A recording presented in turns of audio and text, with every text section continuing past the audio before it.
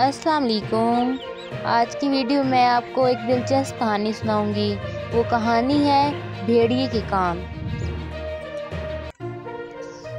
ये इन दोनों की बात है जब जानवर और इंसान एक जैसी बोली बोलते और एक दूसरे की बात बखूबी समझ लेते थे। एक कछुआ और गुलहरी अच्छे दोस्त थे। बहुत से लोगों के लिए उनकी दोस्ती अजीब थी, इसलिए कि दोनों जानवरों में कोई बात एक जैसी नहीं थी। ताहम कछुआ और गुलहरी अच्छी तरह से जानते थे कि हम दोनों में बहुत सी आदतें मिलती जुलती हैं। एक ये कि दोनों को किसी मामले में जल्दी नहीं होती, दूसरा ये कि दोनों को बेर खाना बहुत पसंद है। जब वो बेर के दरख्त के करीब जाते तो गुलहरी दरख्त पर चढ़ जाती और उम्दा पकी हुई बेर कुतर कुतर कर खाने लगती। फिर जब उसका पेट भर जाता तो वो बेर शाखों से तोड़कर नीचे गिराना शुरू कर देती। कछुआ जो नीचे मुंह उठाए खड़ा होता, वो उन बेरों को खाना शुरू कर देता।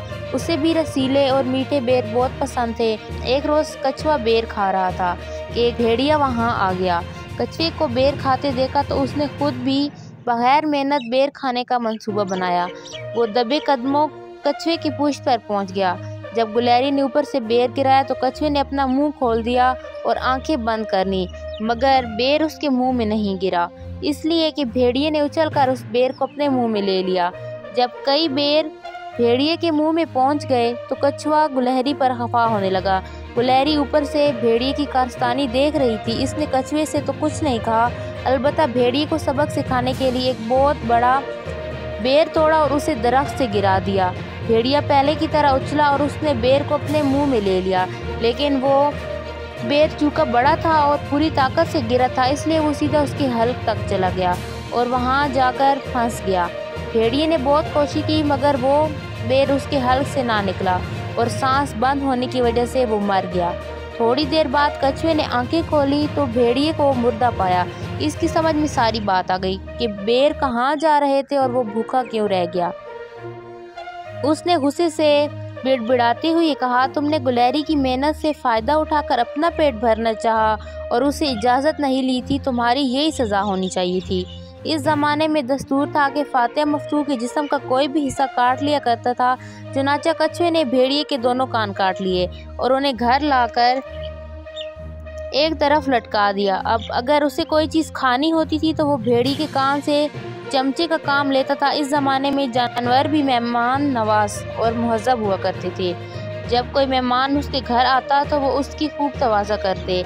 इस ज़माने में कारण सूप जानवर को बहुत पसंद था। वो अपने घरों में एक हांडी में सूप पकाते रहते और जब कोई मेहमान आता तो उस सूप से उसकी तवाज़ा करते।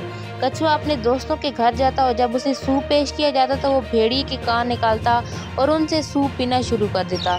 सब चूंकि जानते थे कि वो कितना बड़ा फातिहा है, उसने भेड़िए को हला के और अब उसके कानों से सूप पीता है। जब दूसरे भेड़िए ने ये बात सुनी तो उन्हें बहुत गुस्सा आया। ये सरासर उनकी तौहीन थी। कछुआ एक रेंगने वाला अदना जानवर भेड़िए के कानों से सूप पी रहा था। उन्होंने तमाम भेड़ियों का इजलास बुलाया और ये तय किया कि वो लकड़ियाँ जमा करके खूब आगे दुखाएंगे और कछुए को इसमें डाल देंगे। अगर कछुआ फातिहा बनता है तो उस आग में से निकल कर दिखाए। कछुआ भी वहाँ मौजूद था। उसने कहा, ठीक है, मुझे तुम इस आग में डाल दो, मैं अपने चौड़े पांव इस्तेमाल करके इसमें से निकल आऊँगा।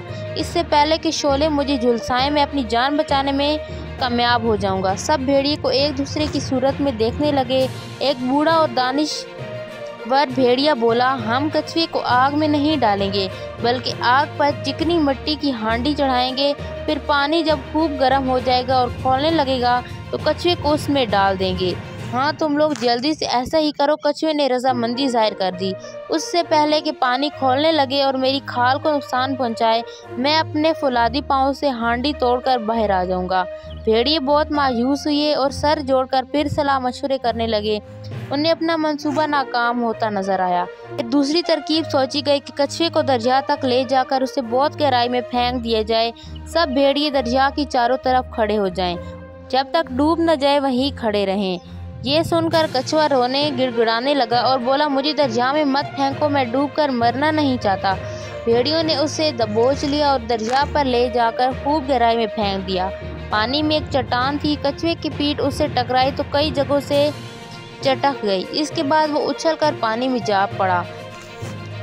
कछुए तो दरिया में ही रहते हैं, पानी उनके लिए अनोखी चीज़ नहीं है। इसलिए कछुआ तैरता हुआ दूसरे किनारे तक पहुंच गया।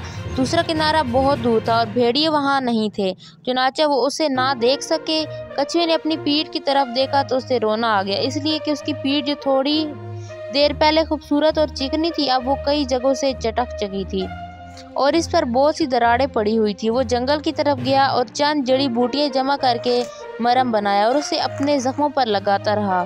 जड़ी बूटियों ने काम कर दिखाया और उसके जख्म ठीक हो गए। वक्त गुजरता रहा, कछुओं की कई नस्लें गुजर गई, लेकिन उनकी पीठ पर पड़े हुए निशानात दूर न हुए। इन बेतरतीब निशानात को तुम अब भी कछुए की पीठ पर देख सकते हो। एक और दिलचस्प बात वो ये कि चूँकि कछुआ भेड़िए के कानों को सूप पीने के लिए चमचे के तौर पर इस्तेमाल किया करता था, चुनांचे कुदरत ने उनके कान बिल्कुल चमचे जैसे ही कर दिए। यकीन आए तो किसी भेड़िए के घर जाकर उसके कान पकड़कर देख लो, बिल्कुल चमचे जैसे ही दिखाई देंगे।